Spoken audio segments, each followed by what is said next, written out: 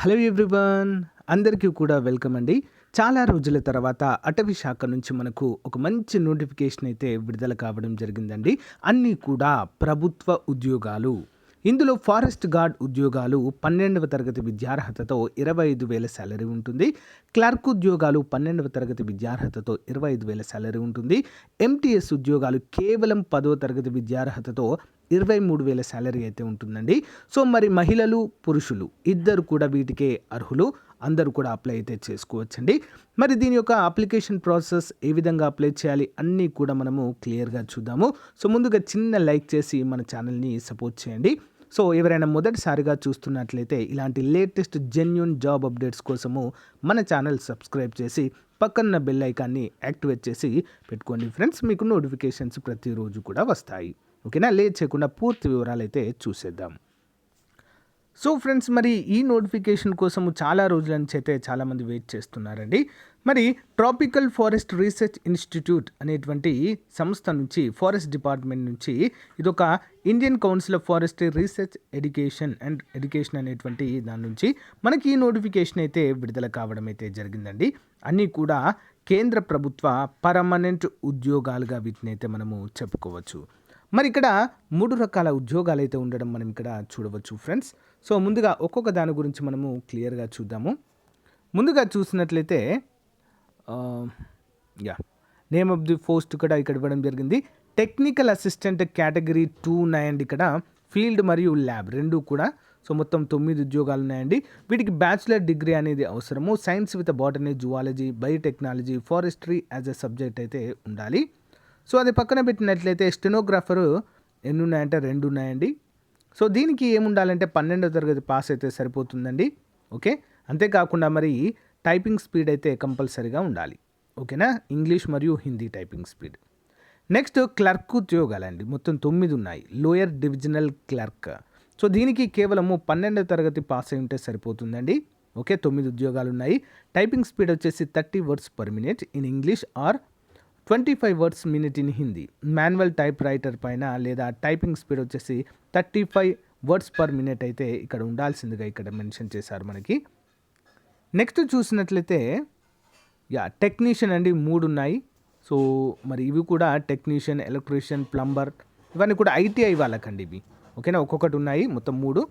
ITI వాళ్ళకు ITI కంపల్సరీగా ఆ ట్రేడ్లో ఐటీఐ చేసి ఉండాలి. నెక్స్ట్ ఫారెస్ట్ గార్డ్ అండి 3 ఉన్నాయి ఇవి. Okay, 12th pass with science from government recognised university. అంటే సైన్స్ అంటే మనము సైన్స్ గ్రూప్ చదివి ఉండాలండి కంపల్సరీగా. ఓకేనా, బైపీసీ లాంటిది. ఓకే, నెక్స్ట్ మరి మల్టీ టాస్కింగ్ స్టాఫ్ అండి 16 ఉన్నాయండి ఇవి. ఓకే, మరి దీనికి మరి మల్టీ టాస్కింగ్ ఉద్యోగాలకు కేవలం 10వ తరగతి సర్టిఫికెట్ ఉంటే సరిపోతుందండి.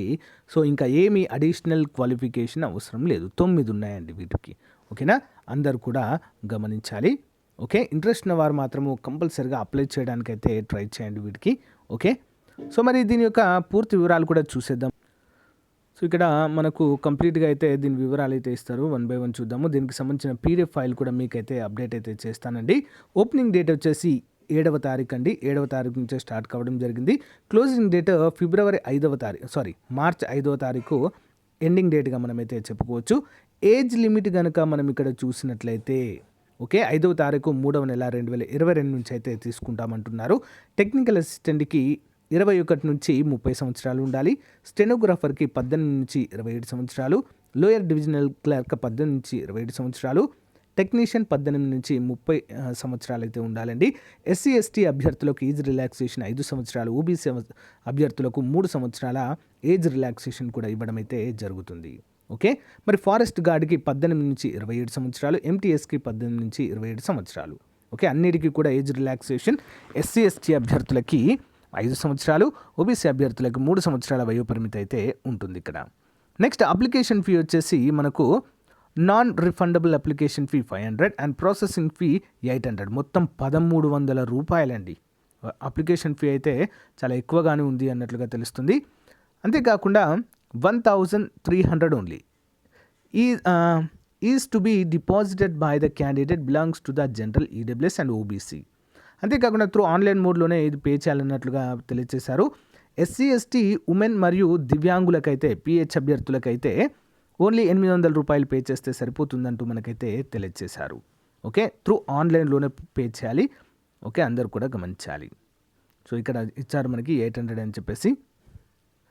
సెంటర్స్ ఫర్ రిటర్న్ ఎగ్జామినేషన్ కనుక చూసినట్లయితే candidates are advised to check MP online portal as well as institute website time to date for the date of examination, name of the examination centres అంటూ మనకైతే క్లియర్గా ఇవ్వడం అయితే జరిగింది. అంటే మనకు వెబ్సైట్లో ఇస్తారంట. Plan of examination. Okay, A competitive written examination will be conducted.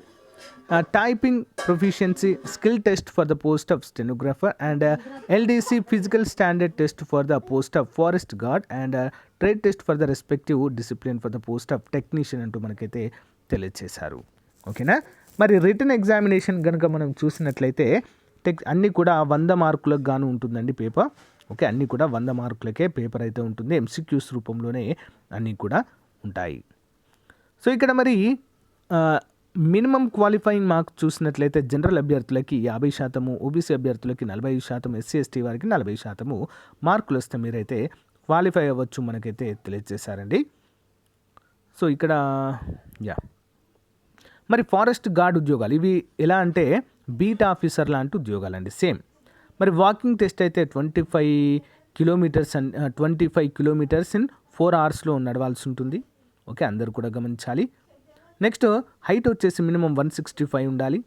Chest వచ్చేసి 84 ఉండాలండి, 79 ఉండాలి. విత్ ఎక్స్పాన్షన్ 84 అయితే ఉండాలి.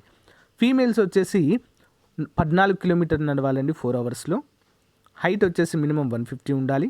ఓకే, ఇక్కడ చెస్ట్ వితౌట్ ఎక్స్పెన్షన్ 74, ఎక్స్పాండ్ చేస్తే 79 అయితే ఉండాలి అన్నట్లుగా మనకైతే మెన్షన్ చేయడం అయితే జరిగింది. The appointee will require to successfully complete the forestry training course from a recognized forest guard training institution during the probation period అంటూ మనకైతే తెలియజేశారు. టెస్ట్ అండ్ రిలవెంట్ ట్రేడ్ అంటూ మనకైతే తెలియజేస్తారండి టెక్నీషియన్కి. సెలెక్టివ్ ప్రొసీజర్ కూడా మనకైతే ఎగ్జామ్ కండక్ట్ చేసే వీటిని తీసుకుంటారు అన్నట్లుగా మనకైతే తెలుస్తుంది ఫ్రెండ్స్. సో దీనికి సంబంధించినటువంటి పూర్తి వివరాలు అయితే ఇక్కడ మనం చూడవచ్చు. ప్లేస్ ఆఫ్ పోస్టింగ్ వచ్చేసి the candidate selected again is the post will be posted at TFRI Jabalpur or its centre FRCSD Chhindwara. However all the post carry liability to serve any of the institute centers under ICFRE with in India. అంటే మన ఇండియాలో చాలా ఉన్నాయండి ICFRE అనేటువంటి institutes. మన హైదరాబాద్లో కూడా ఒకటైతే ఉంది. సో ఎక్కడైనా ఇవ్వచ్చు అంటూ మనకైతే ఇక్కడ క్లియర్గా అయితే మెన్షన్ చేశారండి. ఓకేనా, only Indian citizens are eligible to apply అంటూ మనకైతే క్లియర్గా ఇక్కడ మెన్షన్ చేయడము జరిగింది. సో మరి అఫీషియల్ వెబ్సైట్లోనే మనం దీన్ని అయితే అప్లై అయితే చేయాలి ఫ్రెండ్స్. సో ఒకవేళ కామెంట్ అయితే చేయండి, దీనికి అప్లై ఏ విధంగా చేయాలి, దీని యొక్క ప్రాసెస్ ఏంటి అని నెక్స్ట్ వీడియోలో చూద్దామండి. సో ఒకవేళ ఇంట్రెస్టెడ్గా ఉన్నట్లయితే ఎవరైనా కామెంట్ రూపంలో తెలియచేయండి friends. So step by step మనం ఏ విధంగా అప్లై చేయాలనేది చూద్దాము. ఓకేనా, సో థ్యాంక్ యూ ఫ్రెండ్స్. ఇది ఈ రోజుకు సంబంధించిన నోటిఫికేషన్. సో మీకు నచ్చినట్లయితే లైక్ చేయండి. మీకు ఏమైనా డౌట్స్ ఉంటే కామెంట్ రూపంలో తెలియచేయండి. Thank you, by.